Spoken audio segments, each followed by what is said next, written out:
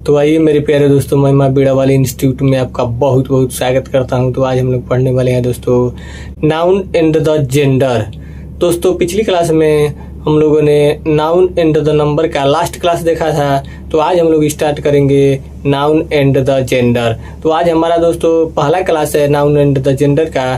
तो आइए दोस्तों पढ़ते हैं। तो आज हम लोग पढ़ने वाले हैं दोस्तों जेंडर। जेंडर का मतलब होता है दोस्तों लिंग, यानी कि दोस्तों जिससे हमें किसी सजीव वस्तु के मेल यानी कि पुरुष या फीमेल यानी कि स्त्री या किसी वस्तु को देखकर ये पता चले कि वो कौन सी लिंग में है, तो उसी को बोलते हैं दोस्तों जेंडर यानी कि लिंग।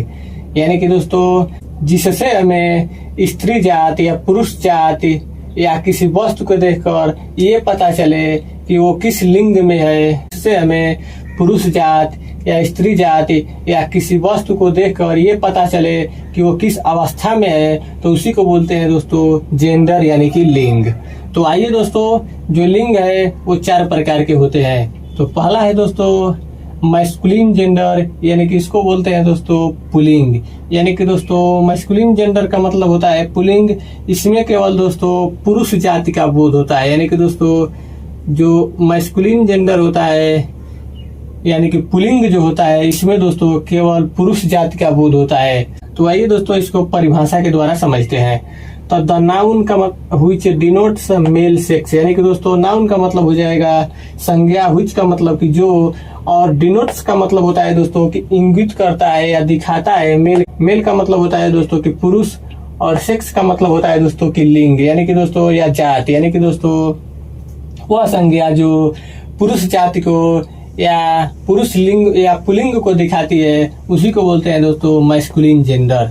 आइए दोस्तों एग्जाम्पल के द्वारा समझते हैं। तो पहला है दोस्तों बॉय, यानी कि बॉय से दोस्तों हम लोगों को पुरुष जाति का बोध हो रहा है, तो इसको बोलेंगे पुल्लिंग यानी कि मैस्कुलिन जेंडर।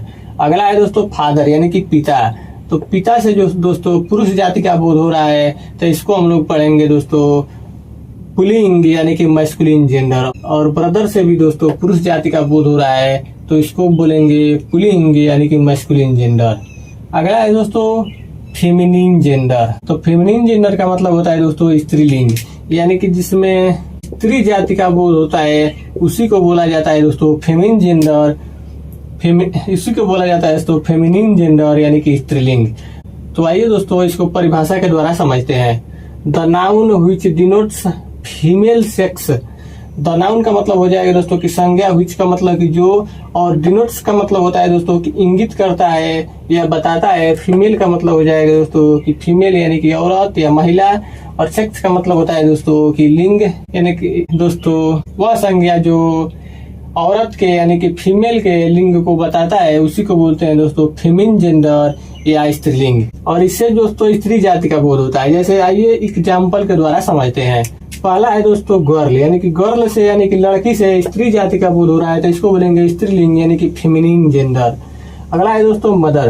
तो मदर से दोस्तों स्त्री जाति का बोध हो रहा है, तो इसको बोलेंगे फेमिनिन जेंडर यानी कि स्त्रीलिंग।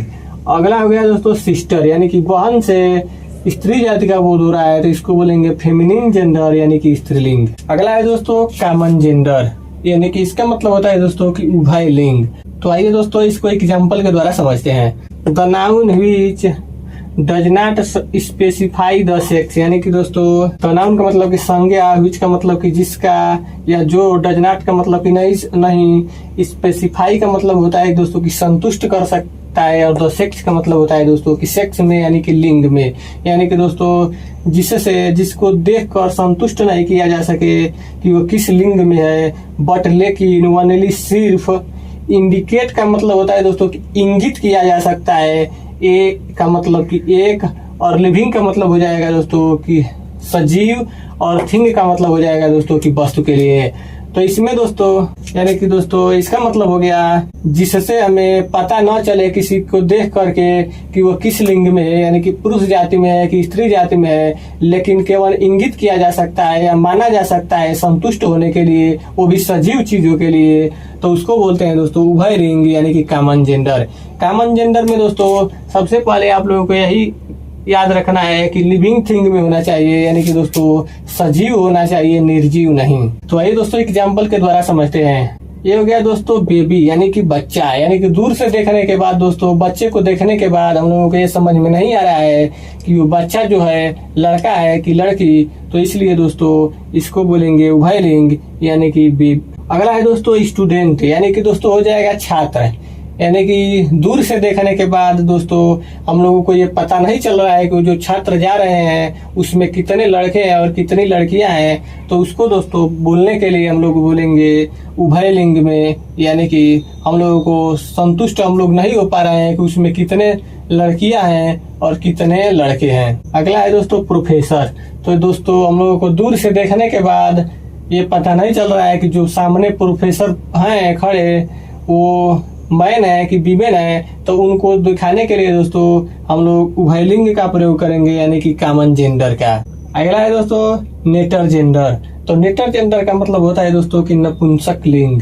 तो आइए दोस्तों इसका परिभाषा देखते हैं। The noun which denotes a non living or thing, यानी कि दोस्तों द नाउन का मतलब हो जाएगा दोस्तों कि संज्ञा, व्हिच का मतलब कि जो, डिनोट्स का मतलब हो जाएगा दोस्तों कि इंगित करता हो या दिखाता हो, ए नॉन लिविंग का मतलब हो जाएगा दोस्तों, ए का मतलब हो जाएगा एक, और नॉन लिविंग का मतलब होता है दोस्तों कि निर्जीव, आर का मतलब हो जाएगा दोस्तों कि आय, और थिंग का मतलब हो जाएगा दोस्तों की वस्तु को, यानी कि दोस्तों जिससे हमें निर्जीव वस्तुओं का बोध होता है उसी को बोलते हैं दोस्तों नपुंसक लिंग यानी कि नेटर जेंडर। आइए दोस्तों एग्जाम्पल के द्वारा समझते हैं। पहला है दोस्तों इंक पार्ट, यानी कि जो दोस्तों दवात है या इंक पार्ट है उसमें कोई भी जीव नहीं है बल्कि वो निर्जीव है, तो उसको दिखाने के लिए दोस्तों हम लोग प्रयोग करेंगे नेटर जेंडर का यानी कि नपुंसक लिंग का। अगला है दोस्तों पेन, यानी कि पेन भी दोस्तों एक वस्तु है और भी दोस्तों निर्जीव वस्तु है, तो उसको दिखाने के लिए प्रयोग करेंगे हम लोग नपुंसक लिंग का यानी कि नेटर जेंडर का। अगला है दोस्तों टेबल, यानी कि टेबल जो दोस्तों यानी कि मेज है वो एक वस्तु है और वो भी दोस्तों नॉन लिविंग यानी कि निर्जीव वस्तु है, तो उसको दिखाने के लिए प्रयोग करेंगे हम लोग नपुंसक लिंग का यानी कि नेटर जेंडर का। तो उम्मीद करता हूं दोस्तों कि इतना आपको समझ में आया होगा। तो दोस्तों आज बस इतना ही, फिर मिलते हैं अगले दिन ऐसे ही बेसिक क्लास के साथ। धन्यवाद।